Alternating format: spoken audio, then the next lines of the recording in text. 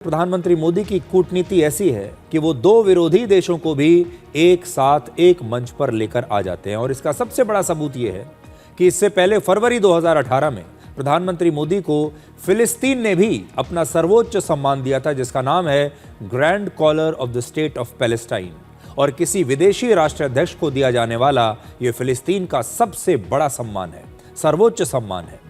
तब प्रधानमंत्री मोदी को फिलिस्तीन के राष्ट्रपति महमूद अब्बास ने सम्मानित किया था। और इजराइल और फिलिस्तीन, जैसा कि आप जानते हैं, ये दोनों कट्टर दुश्मन हैं। और हाल ही में गाजा में इजराइल और हमास के बीच एक बहुत बड़ी लड़ाई हो चुकी है और गाजा फिलिस्तीन में ही है। और आप जानते हैं कि किस तरह के संबंध हमास और इजराइल के बीच हैं, किस तरह के संबंध फिलिस्तीन और इजराइल के बीच हैं। लेकिन इसके बावजूद इन दोनों ही कट्टर दुश्मन देशों ने प्रधानमंत्री मोदी को अपने अपने देश का सर्वोच्च सम्मान दिया है। अब तक प्रधानमंत्री मोदी को पूरी दुनिया के 30 देशों ने अपना सर्वोच्च सम्मान दिया है। इससे आपको पता चलेगा कि भारत की फॉरेन पॉलिसी इस समय क्या है और पूरी दुनिया इस समय भारत को किस नज़र से देखती है। लेकिन ये एक चमत्कार से कम नहीं है कि इजराइल भी अपने देश का इतना बड़ा सम्मान प्रधानमंत्री मोदी को देता है और इजराइल का जो कट्टर दुश्मन है फिलिस्तीन, वो भी अपने देश का सर्वोच्च सम्मान प्रधानमंत्री मोदी को देता है। और इसीलिए हम बार बार ये कहते हैं कि भारत अकेला ऐसा देश है और प्रधानमंत्री मोदी शायद दुनिया के अकेले ऐसे नेता होंगे जो दो कट्टर देशों के नेताओं को भी एक मंच पर लेकर आ जाते हैं। और अगर वो इजराइल का दौरा करते हैं तो फिलिस्तीन से उनके रिश्ते खराब नहीं होते, और अगर वो फिलिस्तीन का दौरा करते हैं तो इजराइल से उनके रिश्ते खराब नहीं होते।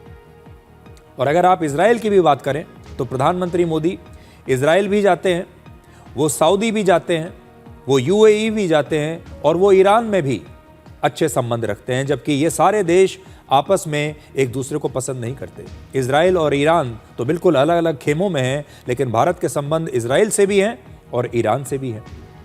आज इजराइल में सोशल मीडिया प्लेटफॉर्म एक्स पर प्रधानमंत्री मोदी का नाम लगातार ट्रेंड करता रहा।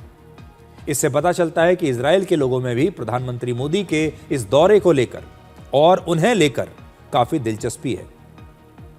यह आप देखिए इजराइल में किस प्रकार आज मोदी का नाम लगातार ट्रेंड कर रहा था।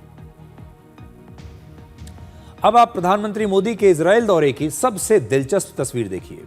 कल रात इजराइल के प्रधानमंत्री बेंजामिन नेतन्याहू ने प्रधानमंत्री मोदी के सम्मान में एक डिनर का आयोजन किया था और इस दौरान नेतन्याहू ने भारतीय वेशभूषा पहनकर प्रधानमंत्री मोदी का स्वागत किया।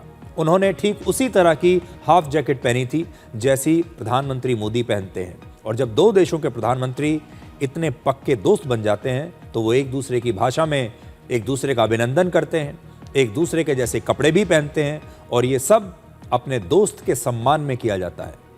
नेतन्याहू ने खुद ये तस्वीर सोशल मीडिया पर पोस्ट करते हुए लिखा कि मैंने अपने मित्र प्रधानमंत्री मोदी को पारंपरिक भारतीय परिधान पहनकर चौंका दिया।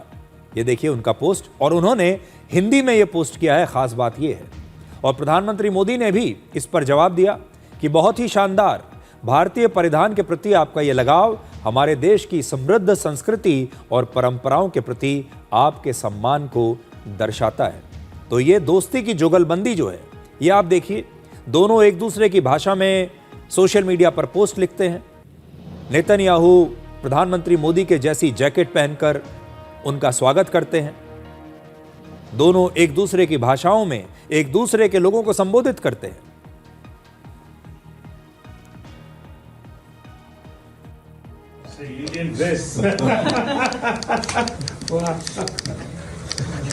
Near to the flags. Say Indian dress. Near to the flags. Say Indian dress.